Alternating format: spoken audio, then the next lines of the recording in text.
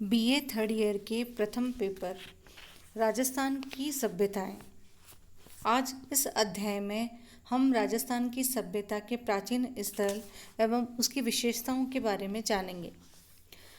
पहले सभ्यता होती क्या है? पशुवत जीवन व्यतीत करने वाला आदि मानव धीरे धीरे स्वयं के बारे में सोचना छोड़कर दूसरे के बारे में सोचना प्रारंभ करने लगा। तभी से सभ्यता के बीज अंकुरित होने लगा। समूह रूप में रहने की आवश्यकता, इस आवश्यकता को पूरा करने के लिए सामूहिक कोशिश और इस कोशिश के फलस्वरूप ही संस्कृति का निर्माण हुआ था। ऐसी निर्माण प्रक्रिया समुदाय या समाज के कारण बनकर सभ्यता के रूप में स्पष्ट होती है। किंतु समय परिवर्तन के साथ साथ कुछ सभ्यताएं नष्ट हो जाती है तो कुछ सभ्यताएं नया आकार धारण कर लेती है। यही मानव इतिहास की गति और प्रगति है।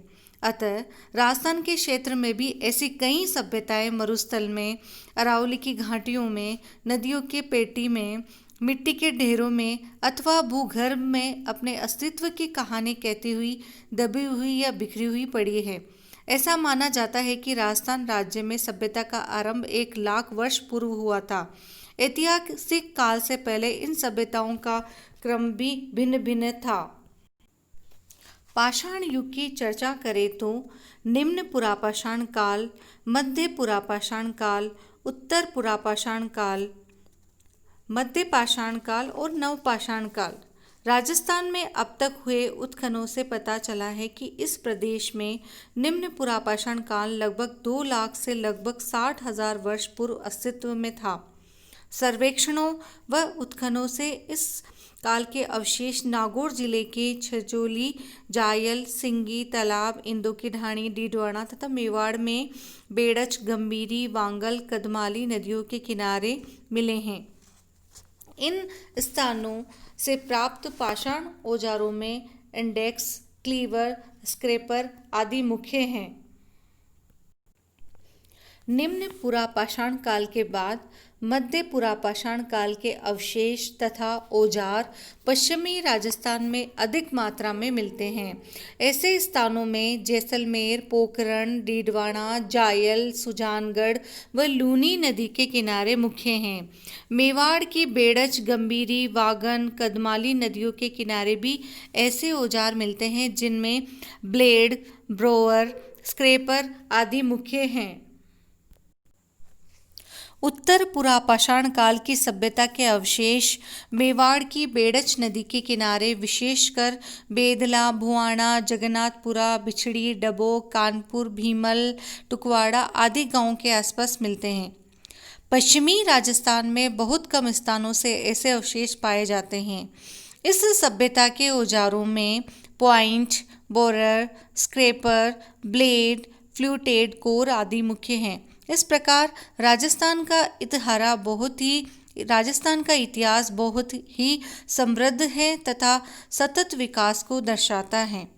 जलवायु में परिवर्तन और मानसूनी वर्षा के बढ़ जाने के कारण उत्तर पाषाण काल के अंतिम चरणों में राजस्थान के तत्कालीन मनुष्यों ने समूह रूप में रहना प्रारंभ किया। मृतकों को शवागार में दफनाया जाने लगा। औजार निर्माण की प्रक्रिया व स्वरूप में परिवर्तन आ गया। चर्ट, चालसीडनी, जास्पर और अगेट जैसे पत्थरों से औजार बनने लगे। इस काल को मेसोलिथिक काल कहा जाता है। इस काल के अवशेष प्राय संपूर्ण राजस्थान में मिलते हैं। डीडवाना, बागोर, तिलवाड़ा आदि इस सभ्यता के मुख्य केंद्रों में से हैं। इसमें औजार हड्डी व लकड़ी में फंसाकर बनाए जाते थे। इन औजारों में ज्यामितीय आकृति के औजार भी होते थे। सभ्यता के विकास की दृष्टि से मेसोलिथिक काल के पश्चात नवपाषाण काल आता है, न्यूलिथिक एज। लेकिन राजस्थान में नवपाषाण काल के अवशेष अब तक हुए उत्खननों में नहीं पाए गए हैं, क्योंकि राजस्थान में मेसोलिथिक सभ्यता आंध्र ऐतिहासिक काल के अंतर्गत ग्रामीण संस्कृतियां अस्तित्व में आ गई थी और तांबे जैसी धातु की खोज कर उसका इस्तेमाल शुरू हो गया था। मिट्टी के बर्तन बनने लगे थे एवं लोगों ने पशुपालन व खेती करना प्रारंभ कर दिया था। ताम्र, धातु व पाषाण औजारों के प्रयोग करने के कारण इस काल को ताम्र पाषाण काल कहते हैं। Bronze as. इस काल की संस्कृतियों के अवशेष उत्तरी राजस्थान में हड़प्पा, जिसे कालीबंगा आदि, तथा गेरवे रंग के मृदभांड के रूप में गणेश्वर, जोधपुरा आदि जयपुर संभाग में तथा दक्षिणी राजस्थान के आहड़, बालाथल, गिलुंड आदि स्थानों से मिलते हैं। आहड़, बालाथल, गिलुंड के अलावा बागोर और गणेश्वर के उत्खननों से 5000 ईसा पूर्व से 200 ईसा पूर्व तक के आवासीय साक्ष्य प्राप्त हो चुके हैं। बागोर का उत्खनन क्षेत्र भारतीय उपमहाद्वीप का पूर्ण एवं महत्वपूर्ण क्षेत्र है। इस संस्कृति के पश्चात यानी ब्रोंज एज के पश्चात अगली जो एज है आयरन एज या लोह संस्कृति, लोह युगीन चित्रित धूसर मृदभांड संस्कृति के अवशेष बेराठ, नूह, अगूछा आदि स्थलों से प्राप्त होते हैं। इसके पश्चात संपूर्ण राजस्थान में ऐतिहासिक काल यानी छठी शताब्दी ईसा पूर्व के अवशेषों में मौर्य, शुंग, कुषाण, गुप्त और हर्षवर्धन के काल के अवशेष मिलने प्रारंभ हो जाते हैं। राजस्थान में उपयुक्त सभ्यताओं के प्राचीन स्थलों में से कुछ प्रमुख स्थलों को हम निम्नानुसार पढ़ेंगे। इस माइंड मैप द्वारा ताम्रपाषाण युग के स्थल में अगर हम राजस्थान की चर्चा करें तो उत्तर पश्चिमी में सोपी सभ्यता यानी कालीबंगन सभ्यता, उत्तर पूर्वी में गणेश्वर सभ्यता और दक्षिणी पूर्वी में बनास, आहड़ व गिलुंड सभ्यता को हम इसमें पढ़ेंगे। कालीबंगा वर्तमान राजस्थान के हनुमानगढ़ जिले में है। कालीबंगा का अर्थ है काले रंग की चूड़ियाँ। सरस्वती नदी का उल्लेख है। ऋग्वेद की सबसे पवित्र नदी मानी जाती है। घग्गर वर्तमान नदी है। प्राचीन ग्रंथ जो है ऋग्वेद, इसमें इसका वर्णन मिलता है। वैज्ञानिक प्रमाण काजरी संस्था ने इसे दे रखे हैं। हनुमानगढ़ कालीबंगा में, जैसे उत्तरी राजस्थान में आप देख सकते हैं। इसकी खोज 1951-52 में अमलानंद घोष ने की थी। उत्खनन 1961-62 में बीके लाल और बीके थापर के निर्देशन में किया गया था। इस सभ्यता को आंध्र ऐतिहासिक काल की सभ्यता कहा जाता है। प्राचीन सरस्वती और द्वशी नदियों की घाटियों में दबे हुए कई अवशेषों में से एक वर्तमान में घग्गर नदी के दक्षिणी किनारे पर स्थित 2 टीलों की गहरी और चौड़ी खुदाई करने पर हनुमानगढ़ जिले में आंध्र ऐतिहासिक काल का प्राचीन नगर है। इन टीलों से प्राप्त सामग्री का अध्ययन 5 स्तरों में किया जा सकता है। इनमें 3 स्तरों का पुनर्निर्माण हुआ है, जबकि प्रथम और द्वितीय स्तर सिंधु के हड़प्पा का समकालीन अथवा उससे भी पहले का है। सिंधु सरस्वती सभ्यता के नगर मार्ग और गलियों का निर्माण उत्तर से दक्षिण तथा पूर्व से पश्चिम की ओर समानांतर रेखा में है। मार्ग के किनारे मकान बने हुए हैं। मुख्य मार्ग की चौड़ाई 5 से 5.5 मीटर तक है। मार्ग को पक्का बनाने की प्रणाली का प्रचलन विद्यमान था। कालीबंगा जो सभ्यता है आंध्र ऐतिहासिक काल की है। कालीबंगा सभ्यता जो है नगरीय सभ्यता थी। यहाँ पे मात्र सत्तात्मक परिवार थे, एकल परिवार प्रणाली और शांतिप्रिय लोग हुआ करते थे। कालीबंगा नगर 2 भागों में विभाजित, पहला दुर्गीकृत और दूसरा अदुर्गीकृत। सुरक्षा के लिए दोहरी दीवार और प्राचीर, सड़क समकोण में जाल पद्धति, ऑक्सफोर्ड पद्धति, चेम्सफोर्ड पद्धति और गीड पद्धति पे बनी हुई है।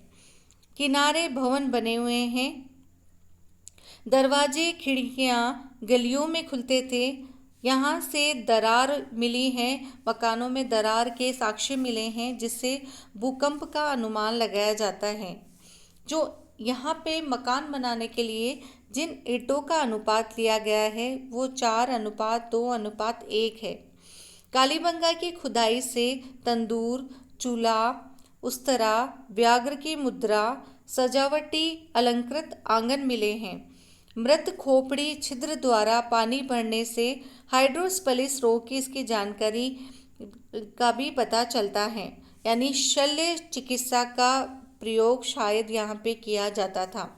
नालियों का निर्माण लकड़ियों प्लस ईंटों, विश्व की एकमात्र सभ्यता जिसमें नालियों का लकड़ी के रूप में प्रयोग किया गया था प्रथम बार।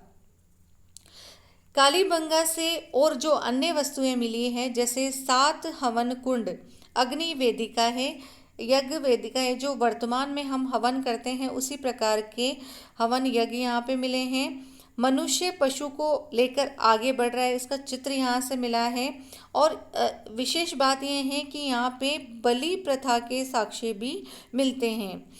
खेती और पशुपालन दोनों यहाँ पे यानी मिश्रित कृषि की जानकारी प्राप्त होती हैं।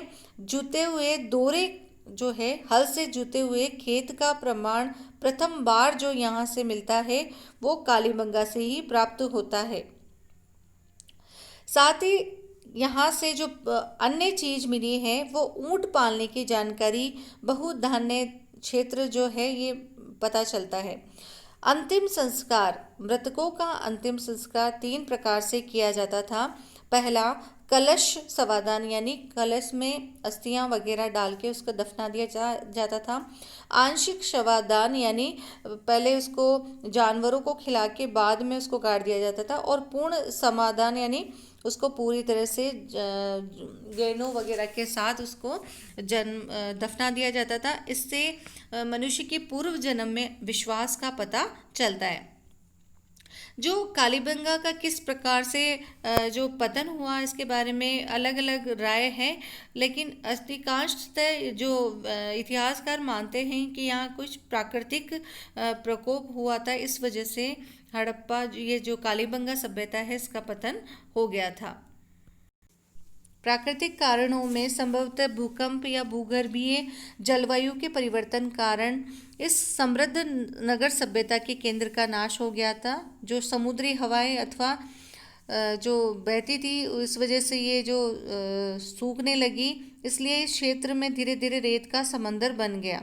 इस क्षेत्र में बहने वाली सरस्वती नदी का जो वर्णन हमें पुराणों में मिलता है, इसी अवस्था का परिणाम था कि धीरे धीरे ये रेत के समंदर में विलुप्त हो गई। और कार्बन 14 रेडियो प्रणाली के अनुसार इसका जो काल निर्धारण है वो 2300 ईसा पूर्व से 1750 ईसा पूर्व निर्धारित किया जाता है। अगली जो सभ्यता है हम आहड़ सभ्यता के बारे में चर्चा करेंगे।